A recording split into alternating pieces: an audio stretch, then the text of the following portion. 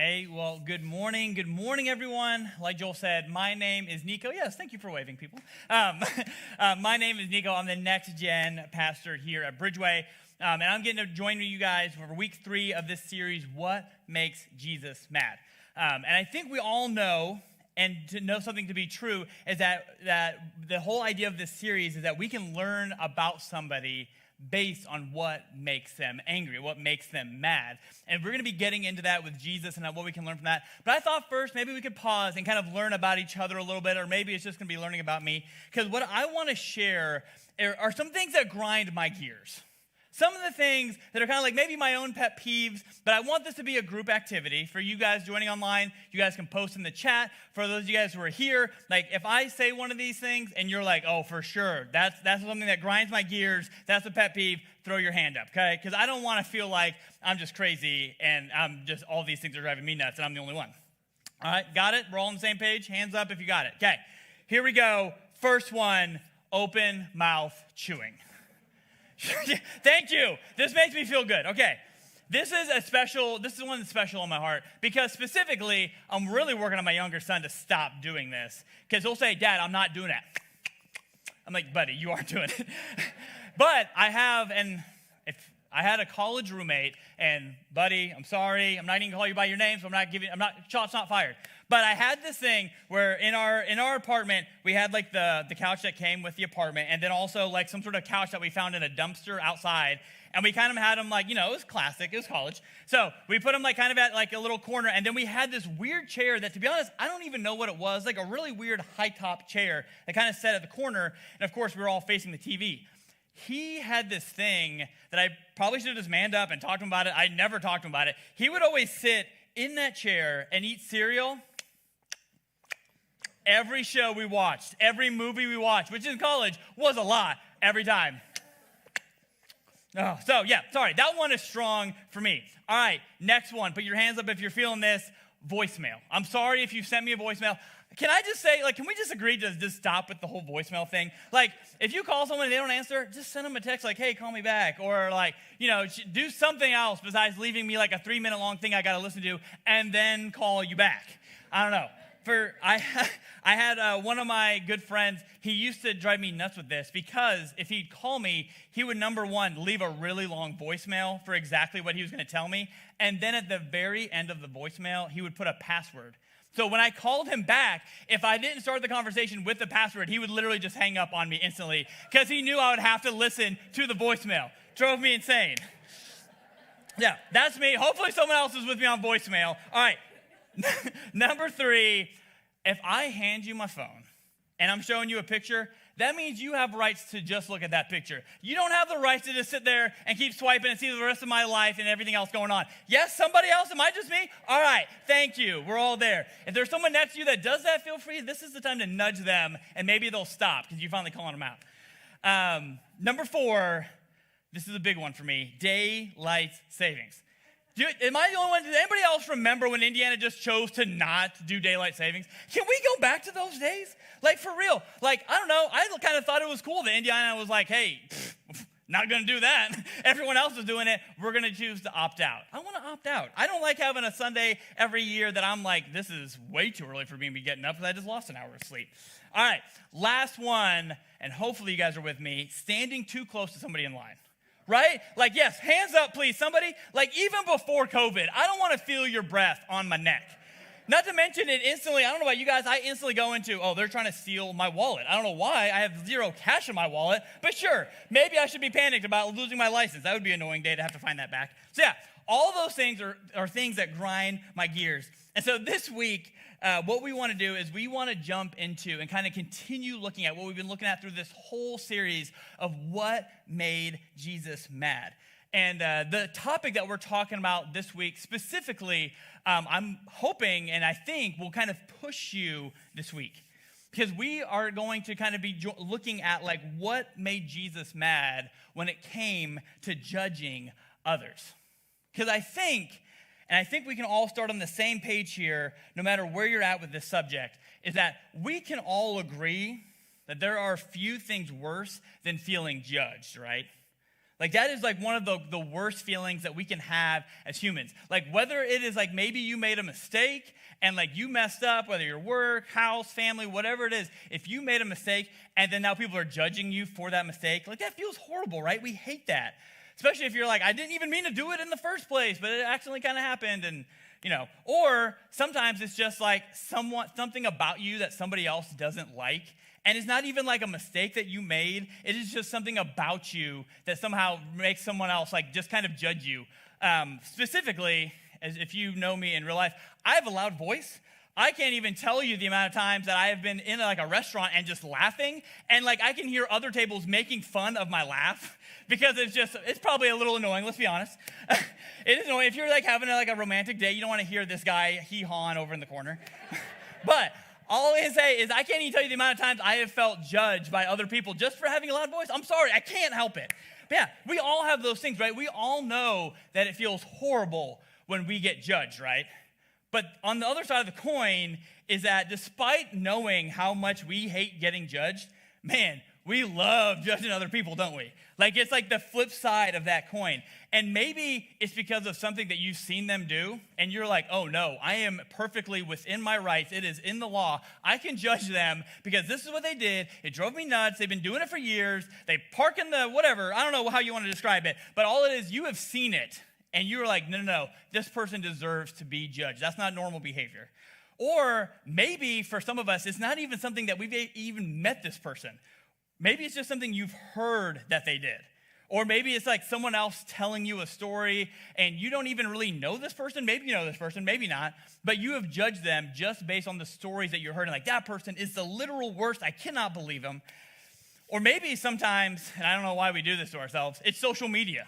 Like sometimes it's just like you got a friend and let's be honest, you don't want to see eye to eye on almost anything political or anything else. And because of that, you literally judge them every time they make a post.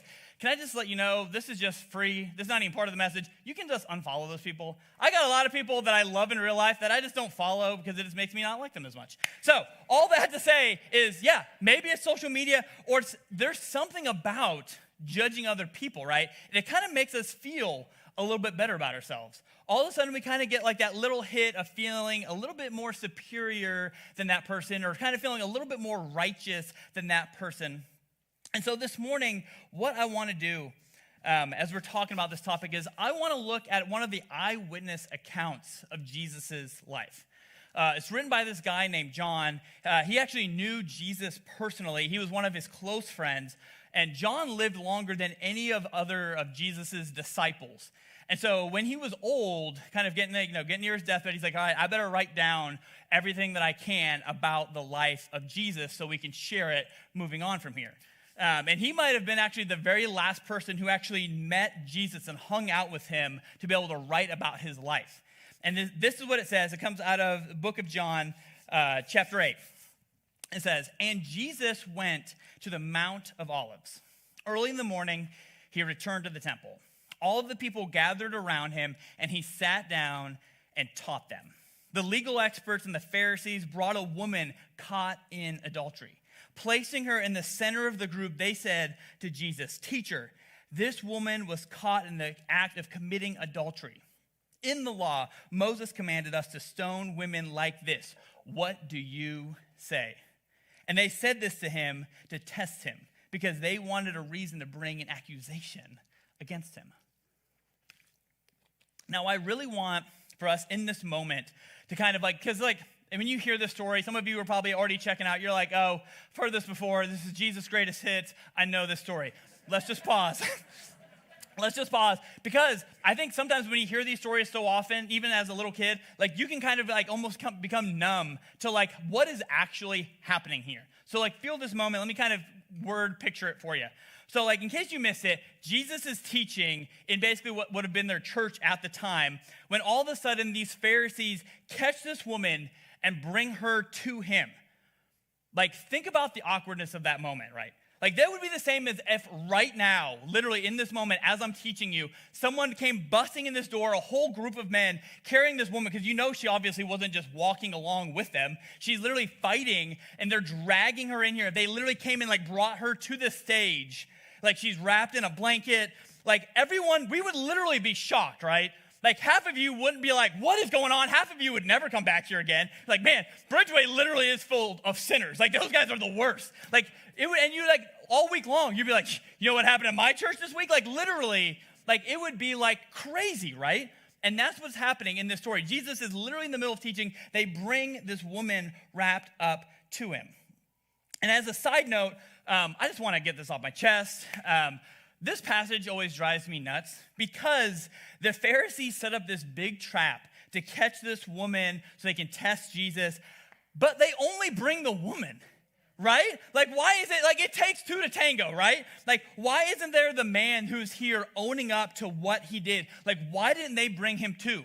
I've even heard some people talk about like maybe it was like one of the Pharisees himself who kind of like set up the whole thing. I'm like, why is that guy not here? Why did this guy get to be the guy who laid the trap while this woman had to be here exposed to everyone else? So after all of this setup, now that we're feeling the awkwardness of this moment of what just happened, we are in for a treat because what Jesus does next is maybe my favorite all-time Jesus response in all of the Bible. Like he has these people, again, running up to him in the middle of teaching, raging, screaming, yelling questions. They're probably holding rocks because they want to stone her. And like this woman is embarrassed. She's afraid for her life. And this is what happens next with Jesus. Jesus bent down and wrote on the ground with his finger. If you're not laughing now, you don't understand how uncomfortable this is. Let's be honest. Like, I don't have the courage to do something like this. Can you imagine the next time you are with, like, you're having a fight with your spouse or the friend, your parents, whoever it is, all out, like, going round for round, yelling at each other, you're the worst, no, you're the worst, you did this, you did that. And then out of nowhere, when it's your turn to now yell over that other person, instead, you just get down and just start kind of rubbing your finger on the ground.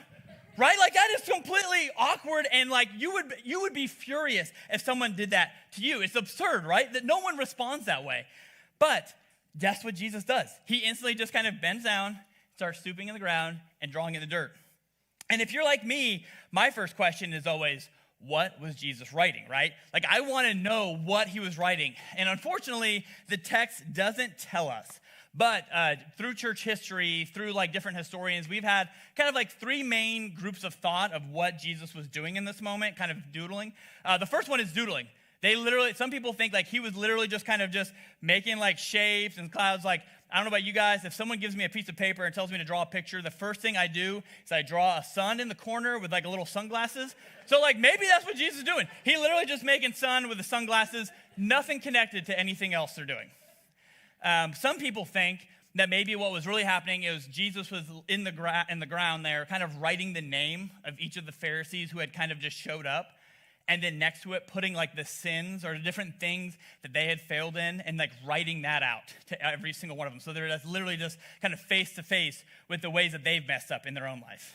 Or other people think that maybe he was writing what the Jewish people would have called the Shema, what we now call as the greatest commandment of love God, love others. And like maybe that is what Jesus was writing. Like, hey, like I just want to remind you, this main thing that you were supposed to have memorized since you were a little kid, let me just write this out here, just give you a little bit more memory on like that whole subject. But to be honest, as badly as I want to know what he wrote, it doesn't really matter what he was writing. Because to be honest, you can pick any one of those three options, and it's kind of epic, right? Like no matter what, I think the amazing thing that Jesus was really doing in this moment was that he was creating a diversion for this woman. Because I bet as soon as he kind of stooped down and started writing, there was not a single person looking at this woman. Every person was looking over at Jesus to see what he was writing.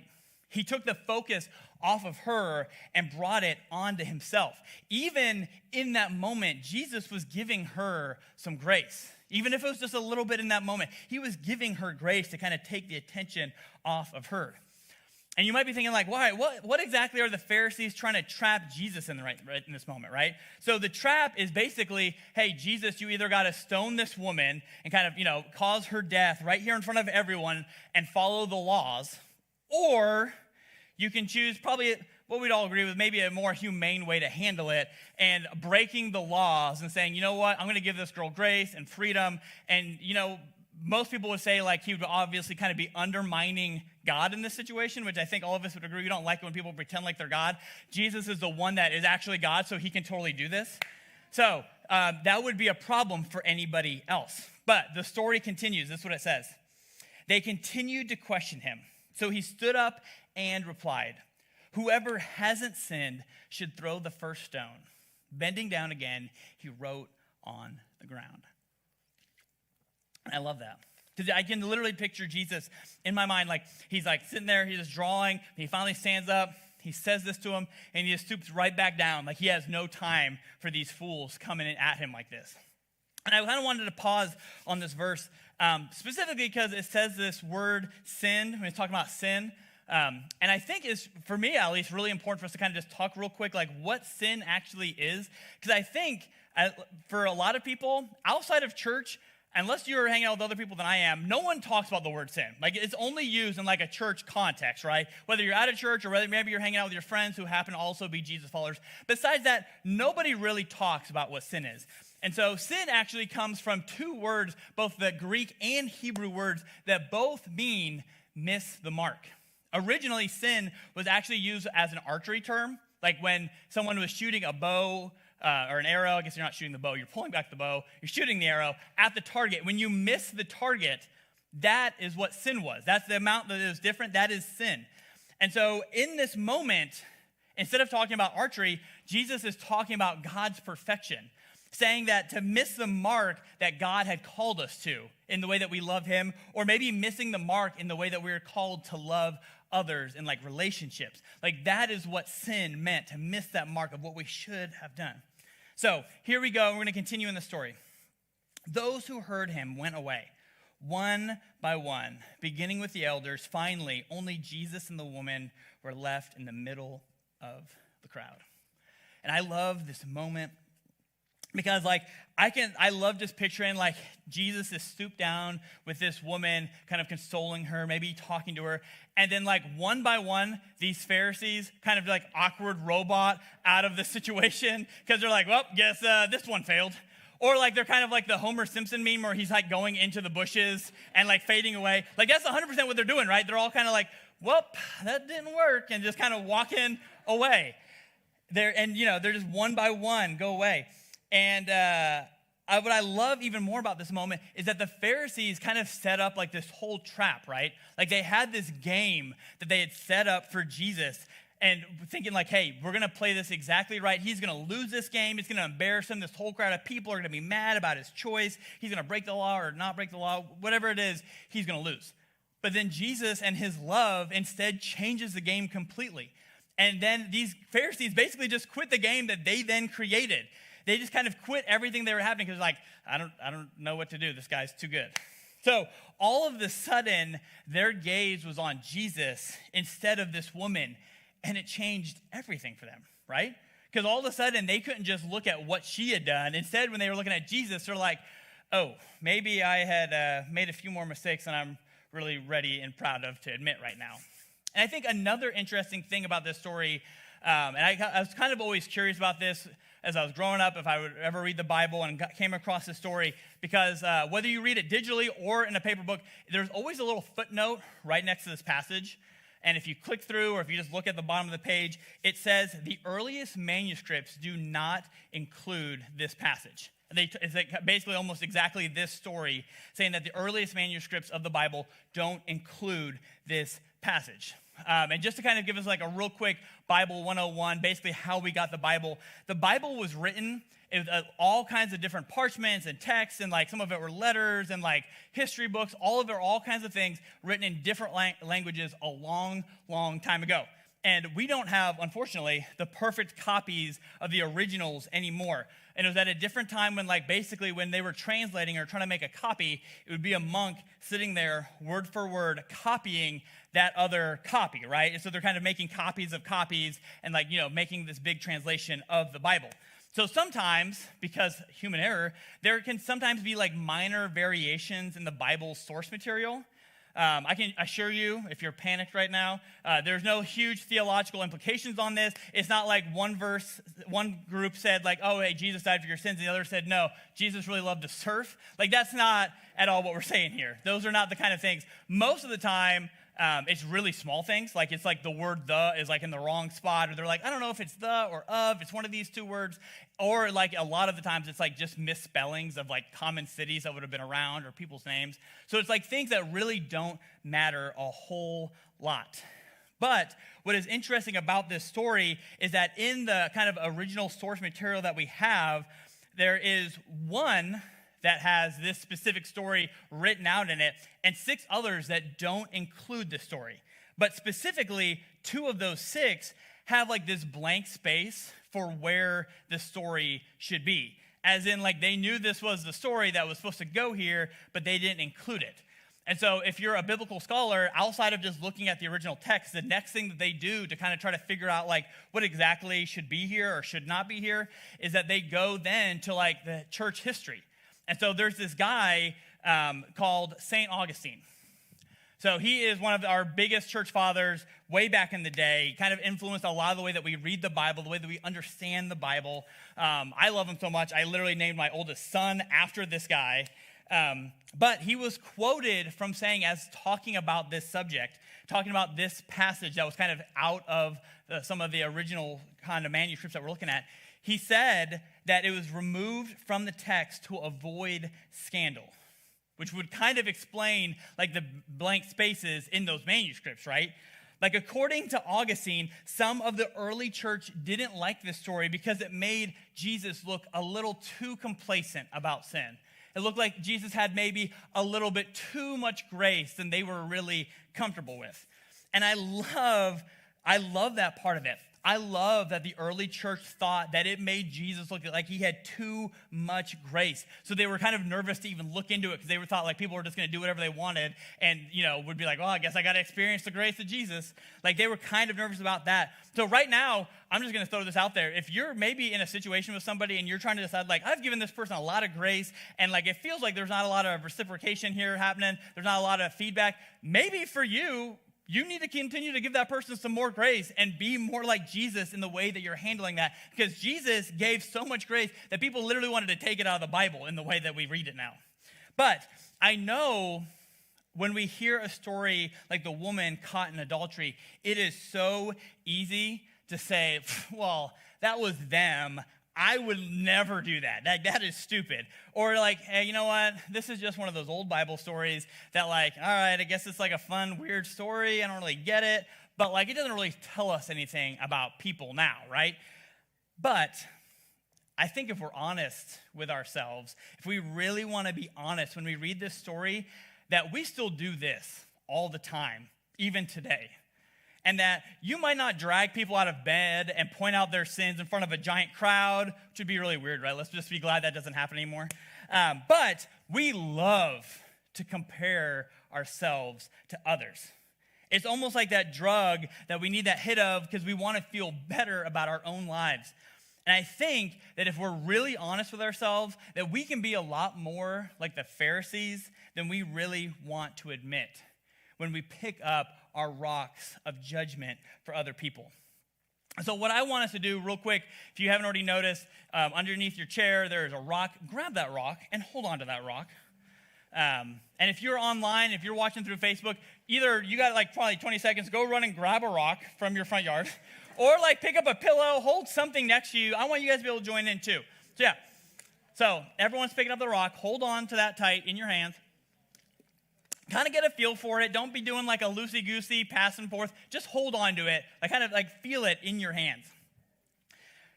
Because I think as we're talking about judgment, like part of this is like this is one of the reasons why social media is so popular, right? Like we love it.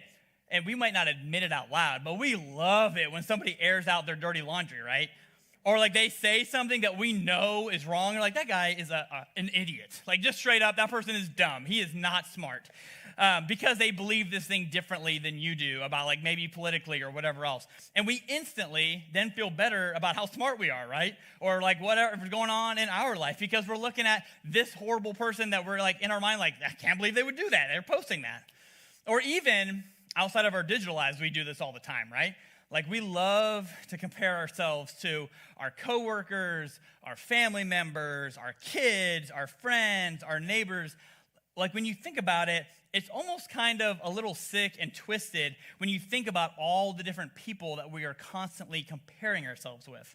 Because most of the time, like we mostly emphasize maybe their worst qualities or the ways that they failed or the way they had like a worst moment of their life happen. And then instead emphasize our best moments and all of our best qualities and the things that we're really good at, or maybe we think we're way better at than we actually are. Or maybe when we mess up, we even let ourselves off the hook and we justify it, right? Like, oh, well, I had a really long week, so it was okay for me to, say mean things or say that hurtful thing because, like, I've been working like crazy and I was just really tired. Or like, hey, they did it first, or I've been putting up with this for years, so I was okay to do that one little thing. That's not the same thing. All of a sudden, we justify it when it's our own thing that we have to deal with. And I think that when we fall into this trap, all of a sudden, we stop having grace for other people, right? Because we're too busy holding these rocks of judgment. All of a sudden, we stopped being stooped over like Jesus was with this woman writing in the sand. And instead, we are standing all up with like the Pharisees holding these rocks ready to judge anyone else who does things that we don't like. And I think for us, the good news in this, because there is good news, I promise, is that no one has this figured out, right? Like there's not a single person that you're ever going to meet outside of Jesus that is a human that you are going to be like, oh yeah, this person is literally perfect. You might think they are.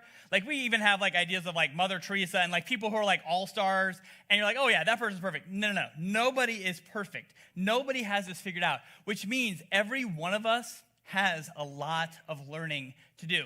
So I want to suggest 3 ways this morning that maybe would help us to drop the rock. And I think if you put 1, 2, maybe even all 3 of these into practice in your life, I promise you will be dropping the rock way more often. You won't be holding on to this rock like we are right now. The first one is just simply this. Stop measuring sin and deciding which sins are worse than others. Like we do this all the time, right? I'm not even going to try to give you guys all kinds of examples outside of the ones I'm about to give you. It says, for example, your gossiping isn't better than how he cheated, right? Which isn't worse than the lie that you told, which isn't better than the too much wine that she had, which isn't worse than the hurtful thing that you said, which isn't better than how they treated you or made you feel, right? Like, which this isn't to say that all sins don't have different consequences, because for sure they do. Every sin has its own different amount of consequence for it. But at the end of the day, each sin is us choosing our way instead of what Jesus has that's best for us. Every sin is just us missing that mark of what really would have been the best way for us to live our lives. And so in the letter that Paul wrote to a church in Rome, Paul was like an early church leader. This is what he said to the church in Rome in this letter. He says, all have sinned and fall short of God's glory, but all are treated as righteous freely by his grace because of our ransom that was paid by Christ Jesus. And this verse, man, it is true even when you don't want to believe it.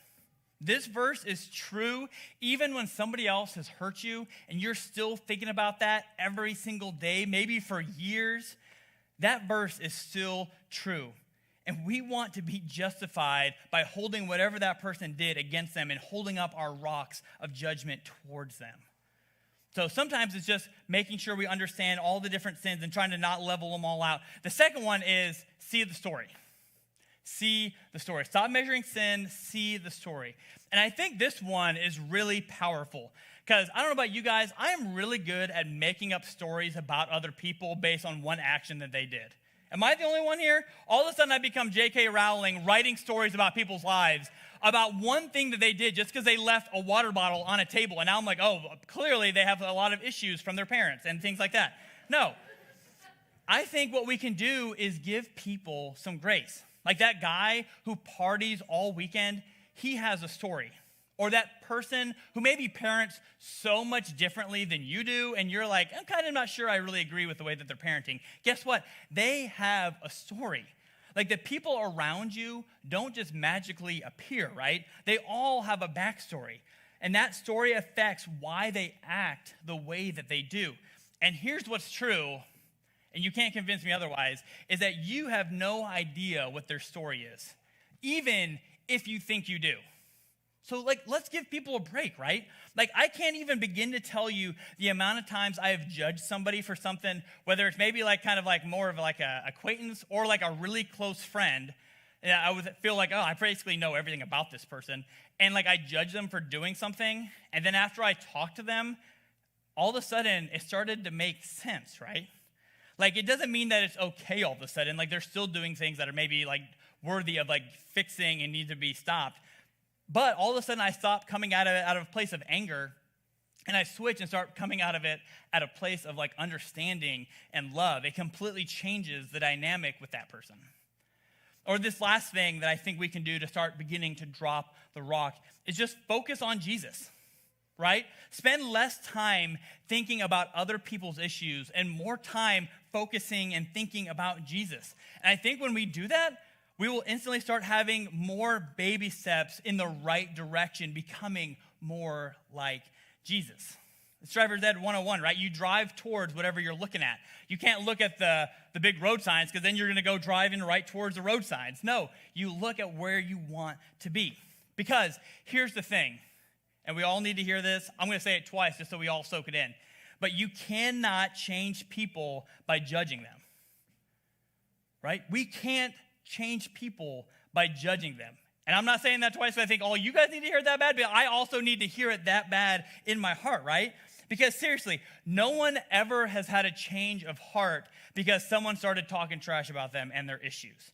Anytime I have messed up, which admittedly, it's a lot of times in my life, whenever I have messed up and someone has judged me for that move, guess what? All it did was push me farther away from God's love. All it did was push me farther away in that relationship. Instead of embracing me in love of hey, I know you messed up. Let me give you some grace. Let's kind of dust you off and let's keep going. And I don't want to say focus on Jesus so that you feel terrible shame about your life, right? Because let's be honest, comparing yourself to Jesus will kind of put you in the right space real quick. If it's me and my neighbor Steve, it's I don't know, I guess I'm a little better than Steve. His yard is nicer, but I also go to church more. So, there's those two things. I'm just joking. My neighbor's actually a pastor, so we're even. But all that to say is it's really easy for us to kind of oh, you know what, I'm a little bit better than that person, right? But then when all of a sudden our bar is Jesus, let's be honest, I wouldn't even be able to stand on this because I would just went right through the floor. The level doesn't even compare. And I don't think that makes us more kind of in a bad place. It kind of just right placed and right sizes who we are and where we should be. I tell you to focus on Jesus so you can experience what that woman accused of adultery did. That she was able to experience the grace of Jesus. Because when we think we're I don't know, I'm doing pretty good, all of a sudden we're oh, I don't really need grace that bad. But when we're oh man, I got a long way to go, I need that grace. There's no way I can even get close to that without all kinds of grace upon grace. So here's what I know. The sooner that you learn to show grace to yourself for your past mistakes, the sooner you're going to be able to extend that grace to other people.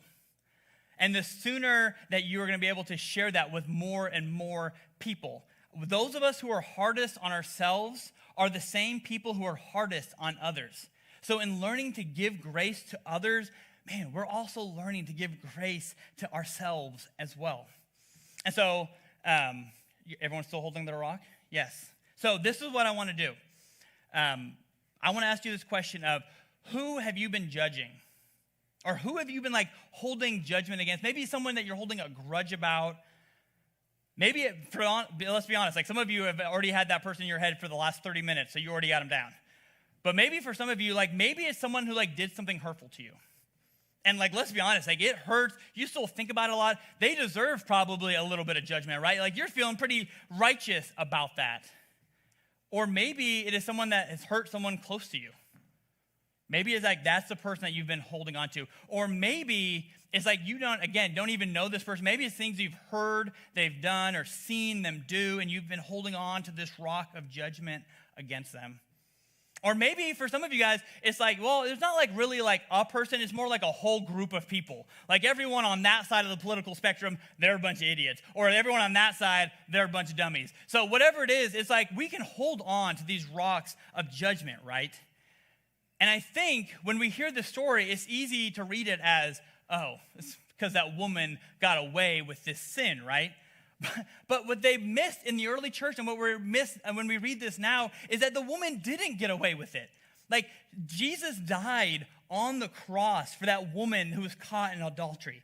And he died for everything that she had ever done before and after that moment. And what's beautiful is that we get that same thing because of Jesus. That every way that we have messed up in the past, any way you're going to mess up in the future, maybe even this afternoon, that we get all those things forgiven and we get grace over all those things because of Jesus and his love for us. And so that means that's also not just the people in this room, that's also those people that you're holding this rock of judgment against. So who is it in your life that you need to extend grace and forgiveness to and drop the rock? Because this is the thing. When I'm holding this rock of judgment, I can't even use this hand anymore, right? So all of a sudden, my freedom that I should be able to experience, I don't even get to do that because I'm so busy holding judgment against that person. And so what I want us to do here in just a minute, I'll give us a countdown. We'll do 1, 2, 3. And if you're with me and you're like, you know what, I'm sick of holding this rock of judgment, we're going to just drop them all together. But if you're here, because I don't want to make anyone do anything they don't want to do. If you're here and you're like, you know what, I don't care what you say, Niko. I don't care what Jesus says. I still want to hold on to this rock of judgment. You can keep that rock, and I hope that someday you can let that go. But you're always going to have less freedom than you really could have. You're always going to be kind of living your life a little bit less good as you could be because you're so busy holding on to that rock. So if you want to drop your rock, let's hold them out and count to 3. And if you're with me and you want to let go that that judgment that you're holding on and you want to give them forgiveness, here we go. 1, 2, 3.